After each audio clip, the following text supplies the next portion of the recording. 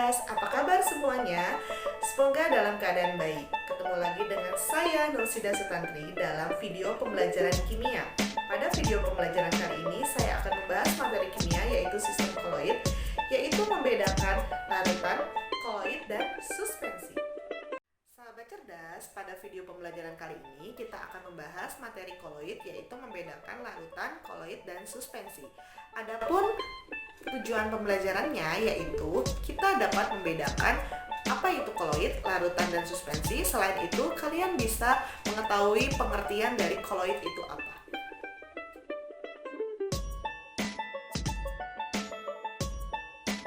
Ada kalian pengertian dari larutan? Ciri-cirinya apa ya larutan itu? Larutan itu termasuk ke dalam campuran nggak? Apakah termasuk ke dalam campuran homogen? Heterogen?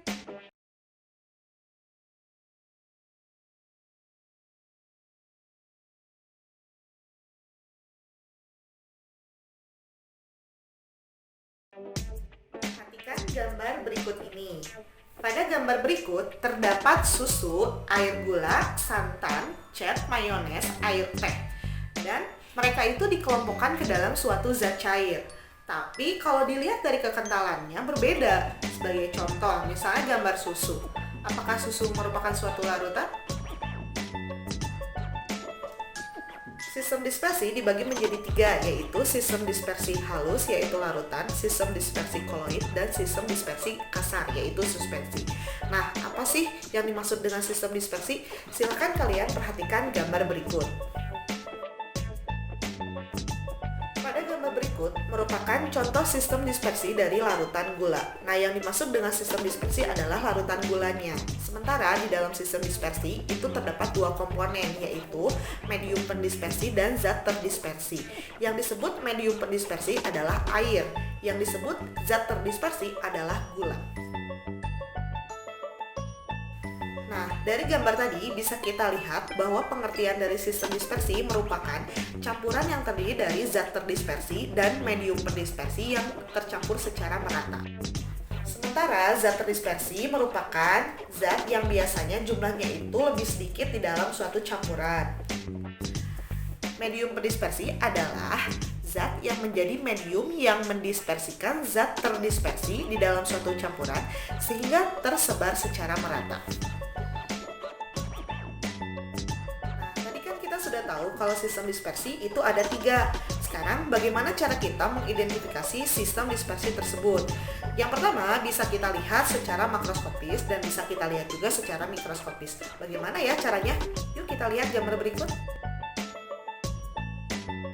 Pada gambar berikut terdapat 3 buah sistem dispersi, yaitu pada gambar A, B, dan C. Nah, kira-kira mana yang termasuk larutan, mana yang termasuk koloid, dan mana yang termasuk ke dalam suspensi?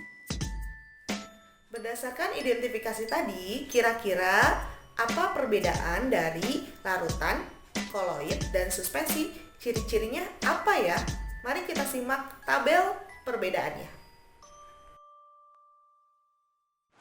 Jika kita lihat dari warnanya, zat A adalah jernih, B dan C ini keruh. Sementara dari kehomogenannya, A dan C ini homogen, sedangkan B heterogen. Dan dari kekentalannya, A dan B ini tidak kental, dan yang C ini adalah kental. Nah, dari ketiga gambar ini, kira-kira campuran mana yang bisa disaring dan campuran mana yang tidak bisa disaring? Nah, yang tadi adalah cara identifikasi secara makroskopis. Selanjutnya, bisa kita identifikasi melalui penyaringan. Zat A tidak dapat disaring, zat B dapat disaring menggunakan penyaring biasa, sementara zat C ini dapat disaring juga, tapi dengan penyaring ultra.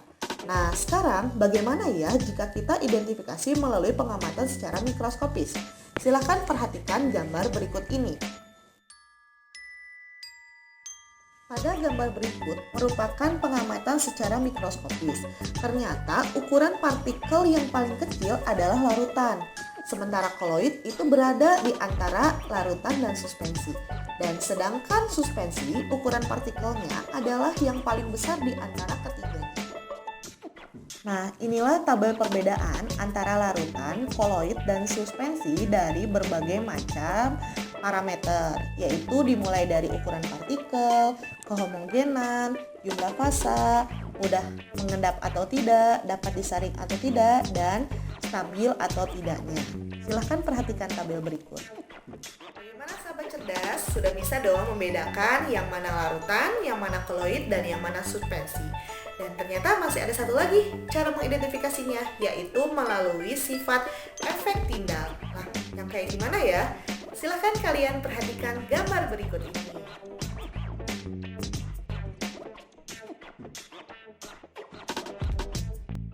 Pada gambar ini terdapat gambar larutan gula, kapur dalam air, dan susu.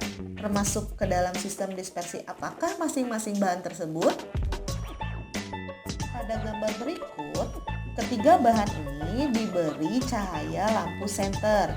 Larutan gula tidak ada jejak cahaya, susu terdapat jejak cahaya, kapur dalam air juga terdapat jejak cahaya. Nah, larutan gula ini adalah larutan, susu adalah koloid, kapur dalam air merupakan suspensi. Nah, pada larutan gula ternyata tidak terdapat efek tindal. Susu dan kapur dalam air ini ternyata terdapat efek tindal. Kita bisa menggunakan sifat efek tindal ini untuk mengidentifikasinya. Sifat efek tindal ini dapat digunakan untuk mengidentifikasi sistem dispersi yang memiliki medium pendispersi cair. Nah, silahkan kalian perhatikan gambar berikut ini. Nah, berdasarkan gambar berikut, apa yang dimaksud dengan efek tindal kira-kira? Efek tindal adalah terhamburnya cahaya oleh partikel koloid. Partikel koloid dan suspensi ini cukup besar untuk dapat menghamburkan sinar. Sedangkan partikel larutan itu ukurannya sangat kecil sehingga tidak dapat menghamburkan sinar. Seperti pada gambar berikut, ini adalah ilustrasi cahaya yang diteruskan melewati larutan dan cahaya yang dihamburkan melewati koloid. Gambar berikut ini merupakan contoh sifat efek tindal pada kehidupan sehari-hari, yaitu sorot lampu mobil ketika berkabut dan sorot lampu layar pada proyektor. Oke sahabat cerdas, tadi itu merupakan cara mengidentifikasi yang mana yang disebut larutan, koloid, dan suspensi. Nah, mari kita simpulkan apa itu pengertian dari koloid.